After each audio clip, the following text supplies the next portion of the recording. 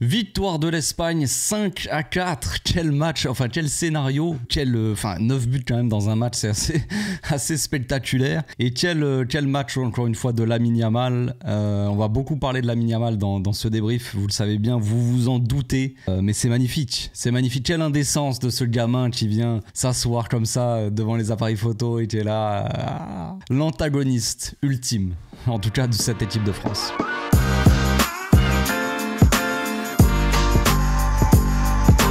Au passage, n'hésite pas à nous rejoindre si c'est pas encore fait et à partager la chaîne autour de toi, ça fera plaisir à tonton. Match fou, franchement match fou. J'ai envie de dire que, alors peut-être que certains vont pas être d'accord avec moi, peut-être que vous allez me dire mais t'es bizarre un peu comme gars, et oui, c'est pas nouveau, mais en vrai j'ai été un poilish déçu de ce match-là au niveau technique. Au niveau de la qualité du jeu, de la fluidité, on a senti une Espagne beaucoup moins forte que d'habitude. Il y a plusieurs raisons à ça. Pedri, de base, qui a été placé trop haut déjà au début du match. À la moitié de la première mi-temps, il a été mis un peu plus bas, mais vu que l'Espagne jouait très bas et défendait très bas, du coup, l'Espagne subissait énormément et du coup, il récupérait des ballons peut-être très bas. En tout cas, dès qu'il avait la balle, il se retournait, il était à l'entrée de la surface. Donc c'était un petit peu compliqué, voilà. De s'exprimer, on va dire un peu mieux. Mais en général, l'Espagne, ils ont été un petit peu brouillons. Après, on sait que l'équipe d'Espagne, entraînée par Luis de la Pampa, elle n'est pas forcément elle a un peu changé. Elle était un peu plus efficace devant, un peu plus offensive et un peu moins dans le contrôle surtout. Mais dans un match comme ça, quand tu mènes 4-0 quand même, tu dois avoir quand même un minimum de contrôle. Et c'est pas ce qu'il y avait dans cette équipe d'Espagne. Et après, l'équipe de France aussi, beaucoup de déchets. Pas mal de joueurs assez intéressants offensivement. Bon, malheureusement, vous savez, il y avait un débat Lamine Yamal, Dembélé, genre ça allait se décider soi-disant selon certains médias, mais en vrai on sait très bien que non, mais c'est vrai qu'il y avait ce débat là de savoir selon le match comment ça allait se passer. Ça allait peser un petit peu pour le ballon d'or entre Lamine et Dembélé. Malheureusement Dembélé n'a pas joué ce soir, c'est dommage. Deschamps n'a pas forcément fait confiance aux joueurs, il a décidé de ne pas le mettre sur le terrain. Il n'est pas rentré une minute. Non mais en vrai, si à un moment il a frappé mais il était hors jeu. Mais ouais, sinon franchement pas mal. Et c'est vrai qu'on peut se poser cette question-là, on peut se demander un petit peu.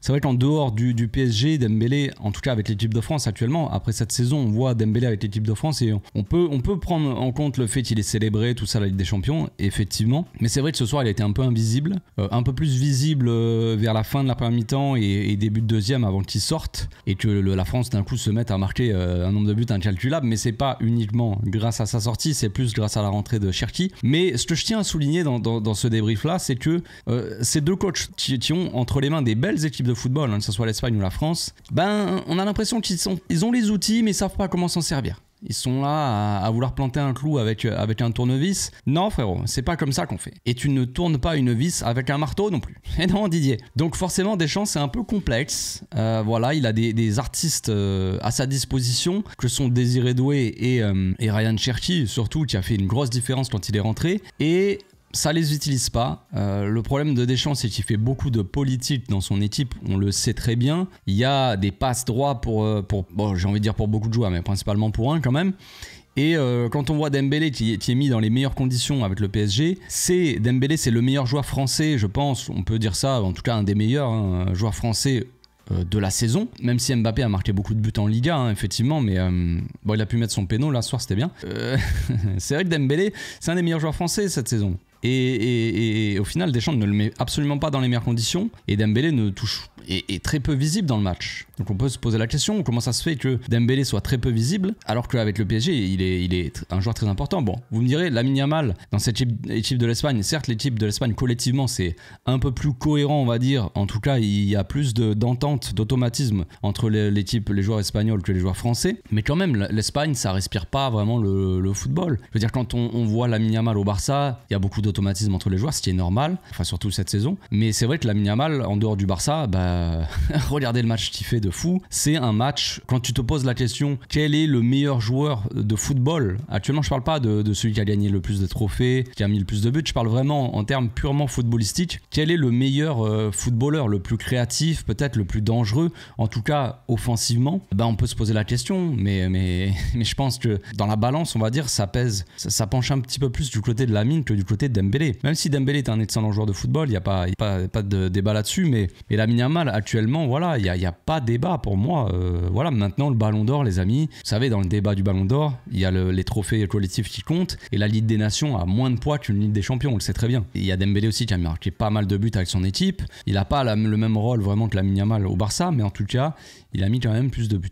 Même si Dembélé, dans les grands matchs, la plupart du temps, quand même, il est absent. Il a été absent ce soir. Est-ce que c'était un grand match? Je ne sais pas. Parce que, de toute façon, je pense qu'il y en a beaucoup qui vont être du côté, on va dire, de Dembélé pour le Ballon d'Or et qui vont dire, mais de toute façon, la Ligue des Nations, ça vaut rien. Je suis plus ou moins d'accord. C'est vrai que la Ligue des Nations, de base, c'est des matchs amicaux qu'on a transformés en trophées, histoire de faire un petit peu plus de pognon et de rendre un peu intéressant les matchs amicaux. C'est vrai. Mais pourquoi Mbappé, à la fin du match, pourquoi les Français, ils étaient là comme des fous? Ah non, on aurait dû rajouter un peu de temps de jeu et tout. Ils étaient vraiment énervés. Comme si c'était une demi-finale d'une grande compétition. Les gars, c'est juste un match amical. Tranquille.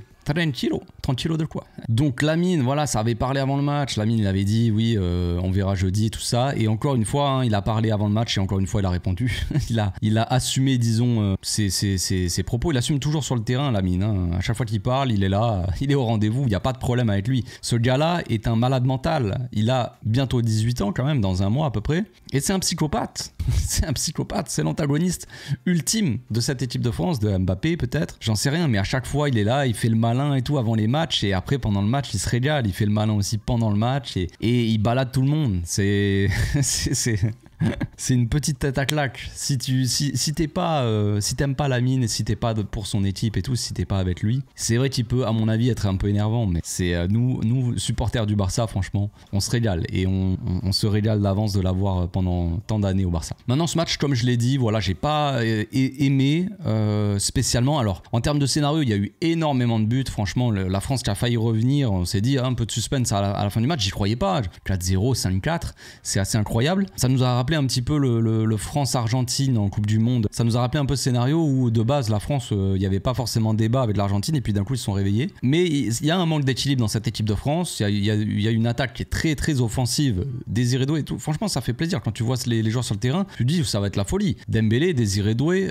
Olysée, Mbappé. Tu te dis quand même l'attaque. Attention les yeux. Et le problème c'est que ça manque peut-être de lien au milieu, de création, de lien entre le milieu plutôt défensif on va dire et l'attaque. Il y a plusieurs électrons libres, Désiré Doué, Olysée, Mbappé, ça bougeait beaucoup. Dembélé, on avait l'impression qu'il restait surtout à droite, hein, dans mes souvenirs. Mais le reste, ça bougeait quand même pas mal et c'est vrai que l'Espagne a eu un peu de mal. Il y a eu un peu de mal. La France s'est installée, il y a eu beaucoup de moments dans le match, que ce soit en première mi-temps ou même en deuxième, hein, surtout la fin de match, où la France s'est vraiment installée dans le camp, il pressait comme il fallait, il pressait fort. Et l'Espagne n'arrivait pas à relancer. Mais le problème, c'est que t'as des mecs derrière comme Lenormand, comme Cucurella ou Pedro Porro qui sont pas des spécialistes de la relance. C'est ça le problème. Après, sur le banc, t'as qui à la place? C'est compliqué. Quand je vois Cucurella, le match qu'il fait, il n'a pas été exécrable. On va pas abuser, mais je comprends pas pourquoi Baldé n'est pas sélectionné. Franchement, Baldé, je veux dire avec la saison qu'il fait, alors certes il revient un peu de blessure, mais ça fait longtemps qu'il est revenu de blessure, ça fait quelques semaines. Je pense qu'il aurait pu monter en puissance et pourquoi pas être disponible pour ce match-là. C'est dommage, Pedro Porro, bon Carvajal, on sait qu'il est blessé. Carvajal, dans cette équipe-là, il est titulaire, on le sait. Maintenant, c'est assez lunaire de pas voir Cubarsí sur le terrain. Cubarsí qui est plutôt bon défensivement, qui est probablement un des deux meilleurs défenseurs de Liga avec Inigo Martinez. Hein. C'est ce qui se fait de mieux cette saison. Et en termes de relance, quand même, il n'y a pas débat non plus. Et tu vas mettre Lenormand qui, certes, est physique, tout ça, va apporter cette agressivité-là, donc ok, pourquoi pas. Mais en relance, qui est plutôt mauvais, je trouve, qui n'est pas forcément pas à l'aise avec ses pieds. Hein. Pourtant, c'est dommage, le football se joue avec. Donc, Mais tu fais rentrer Viviane. Viviane, il rentre, il marque contre son camp. Frérot, qu'est-ce que tu fais? Il a pas suivi l'histoire. Il est rentré, il a marqué. Ouais, j'ai marqué. Non. Attention, c'était contre ton camp. Unai Simon qui avait fait un gros match jusque là et qui a vu son propre joueur marquer contre son camp, il était dépité. Gros match d'Unai Simon qui en a quand même pris 4. Hein. Je veux dire, c'est quand même assez étonnant de dire ça. Mais en vrai, Unai Simon a fait un très très gros match. Et si la France est éliminé ce soir, c'est aussi parce que Unai Simon a été monumental dans ses cages. Il a fait une grosse première mi-temps. Après, il a encaissé énormément de buts, mais bon, la défense l'a pas aidé, hein, c'était un peu... Et voilà. Mais donc, franchement, je regrette un peu que Luis de la Fuente fasse des mauvais choix. J'aurais fait rentrer Koubarsi, j'aurais fait rentrer Gavi plus tôt. Il a fait sortir Pedri, et au moment où il a fait sortir Pedri, même si Pedri, j'ai pas trouvé dans le match. J'ai trouvé un Pedri, même s'il a marqué et tout, hein, il a été en dessous de ses standards, très clairement en plus. Hein. J'ai trouvé beaucoup moins bon qu'avec le Barça, beaucoup moins bon que cette saison. Peut-être qu'il accuse le coup un peu de la saison aussi, il a quand même beaucoup joué, j'en sais rien. J'ai pas trop kiffé Pedri. Au début, il était mal positionné, après il a joué plus bas, mais le problème, vu que le bloc de l'Espagne était trop bas, peut-être que ça va l'a pas aidé, j'en sais rien, mais en tout cas, j'ai pas trop aimé le match. Voilà, tout simplement. Maintenant, il y en a plein où j'ai pas aimé le match. Merino, il a pas été mauvais, il a marqué aussi, mais pas trop kiffé. C'est pas des milieux que j'aime bien, tu vois. Genre, Merino en cours de match, il peut rentrer, ok, mais c'est pas un joueur qui va t'apporter vraiment un contrôle de balle. Olmo, tu vois, il est rentré, mais il est rentré ailier aussi. C'est pas forcément des choix que je comprends vraiment de la part de Luis de la Fuente. Et on va parler des choix de Deschamps aussi, qui sont catastrophiques. Comme j'ai dit tout à l'heure, c'est un peu politique. On veut mettre les Mbappé sur le terrain et les copains. J'en sais rien, mais en tout cas, quand on voit Ryan Cherki et l'entrée qu'il fait de fou, ce gars-là doit être titulaire dans l'équipe en vrai. C'est le mec qui te manque, la créativité qui te manque un peu au milieu. Tu mets Michael Olise, je sais pas si avec le Bayern il était si axial que ça, j'avais l'impression qu'il était plus quand même ailier droit, mais tu veux mettre Dembélé ailier droit alors que cette saison il a joué en pointe on va dire, électron libre mais quand même dans l'axe, tu mets Olise dans l'axe qui a joué à droite.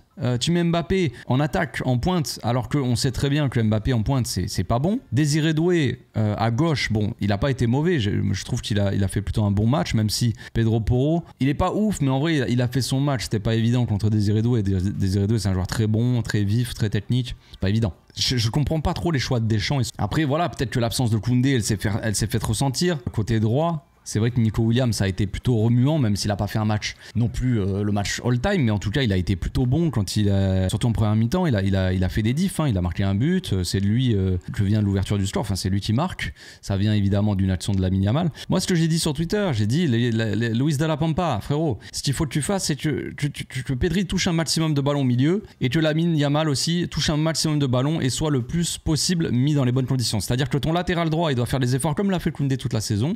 Flick l'a très bien compris, il a mis Koundé proche de Lamine et surtout, enfin il était déjà, mais il a fait en sorte que Koundé soit au service vraiment de Lamine Yamal. Lui libère un maximum d'espace, fasse les appels autour de lui et mette Lamine dans les bonnes conditions. Mais Luis de la Pampa, il a pas compris ça, on dirait.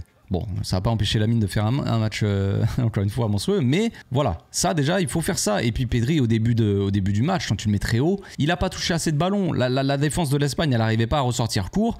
Ils arrivaient pas forcément à se trouver au milieu, j'en sais rien. En tout cas, les milieux n'arrivaient pas à spécialement sortir. Ça balançait surtout des longs ballons, ça passait sur le côté. C'était pas incroyable. Et du coup, Pedri touchait pas assez de ballons. Et c'est mauvais aussi. Donc bon, peut-être qu'il a, voilà, peut-être que de la Pampa, peut-être que Olmo, il voulait pas le mettre direct parce qu'il est un joueur un peu, voilà, c'est fragile. Gavi aussi, peut-être il s'est dit bon c'est trop tôt, il revient encore de blessure et pas totalement en rythme à 100%, il va mettre des joueurs qui ont vraiment joué toute la saison, j'en sais rien. Après je sais pas si Gavi aurait sorti le match aussi qu'il faut, mais en tout cas j'aurais fait rentrer plus tôt, j'aurais fait des choix différents. Et ouais, comme j'ai dit, Deschamps vraiment il faut qu'il revoie son truc. Peut-être que pour le bien de l'équipe de France, Deschamps doit s'en aller, doit passer la main à quelqu'un qui va rendre cette équipe de France un peu plus forte, collectivement un peu plus fluide, des joueurs qui vont s'entendre sur le terrain. Parce que là, tu as l'impression que tu as des individualités assez fortes, mais encore une fois, une équipe qui collectivement, bah ça marche pas quoi. Ça ne fonctionne pas tout simplement. Voilà, j'espère que ce débrief vous a plu. On se retrouve du coup, bon demain probablement je vais sortir une vidéo, mais en tout cas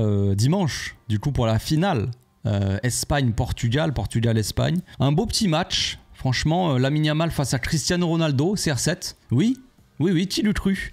CR7 va tellement jouer qu'il va jouer, il jouera la finale de la Ligue des Nations 2050 contre le fils de Lamine Yamal. Lamine Yamal aura pris sa retraite, CR7 sera encore sur le terrain avec le Portugal. Je veux jouer, je serai titulaire, en pointe. Laissez-moi toucher les ballons. Bref. Donc on se retrouve bientôt pour une prochaine vidéo. D'ici là, portez-vous bien, passez une excellente soirée, une excellente semaine, fin de semaine. À tutti quanti. Ciao.